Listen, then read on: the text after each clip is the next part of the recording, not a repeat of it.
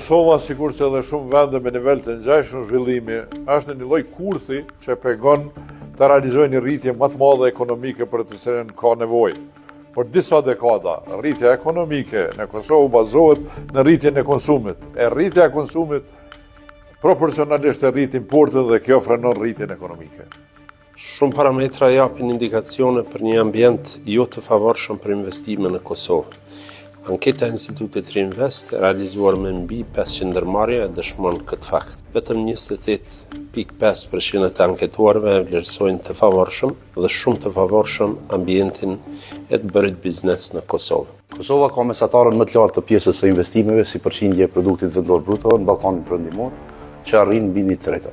Megjithatë, kjo pjesë e lartë e investimeve nuk është reflektuar në ritme të larta të rritjes ekonomike, duke ngritur pikpyetje mbi efikasitetin e përdorimit të këtyre investimeve dhe ndikimin e tyre në produktivitet. Kosova, për të rritur produktin vendor bruto për një njësi, i duhen 4.6 njësi të investimeve kapitale, që është afërsisht 42% më e lartë se mesatarja e rajonit. Bazuar në studimet tona në Institutin Reinvest, Kosova nuk mund të dalë nga ky kurth i rritjes pamjaftueshme ekonomike, pa e rritur spari investimet në sektorët me potencial eksportues, dyti pa ristrukturuar shpenzimet buxhetore e investuar shumë më tepër në dije, teknologji, në kërkime, inovacione, arsime, shëndetësi. Për 2-3 vite, Kosova duhet të arrijë mesataren rajonale dhe gradualisht të përafrohet me mesataren e BE-s lidhur me përqindjen e investimeve në këta sektor, respektivisht përqindjen e investime nga produkti vendor bruto.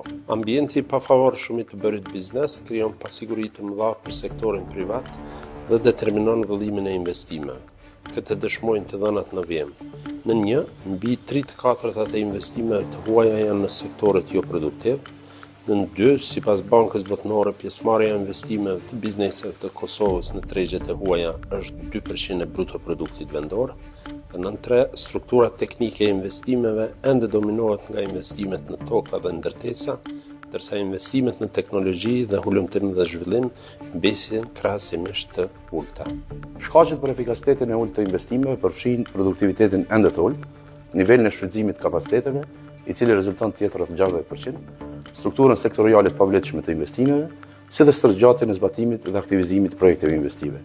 Kjo shpërndarje tregon se kapitali është drejtuar drejt aseteve që ndonse të rëndësishme për zgjedhjen e biznesit, nuk rrisin menjëherë produktivitetin dhe nuk përkthehen në mënyrë efikase në rritje ekonomike. Është e domosdoshme që qeveria e Kosovës të krijojë një trup kompetent të përbërë nga ekspertë vendor dhe ndërkombëtar për të përvijuar një dokument avaxhat me vizion dhe ambicie shumë më të mëdha për të zgjedhur politikat dhe masat me të cilat do të kalohen problemet dhe barierat karakteristike për kurthin e ekonomive me të ardhma mesatare e që e pengojnë Kosovën të ecë më shpejt. Përkundër vështirësive, trendet tregojnë rritje të vazhdueshme të investimeve në sektorin privat.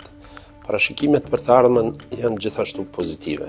Andaj, në këtë kontekst është e domosdoshme që qeveria e Kosovës së bashku me sektorin privat të ndërtojë politika investive dhe politika tjera ekonomike që do të targetonin rritjen e produktivitetit në vend.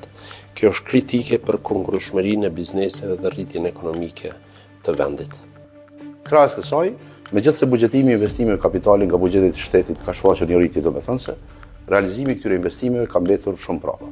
Gjatë 5 viteve të fundit janë realizuar vetëm 40% e investimeve kapitale të planifikuara. Përqindja e ulët e realizimit evidenton sfidat theksuara në procesin e planifikimit dhe zbatimit, përderisa frenon ritmin e rritjes ekonomike.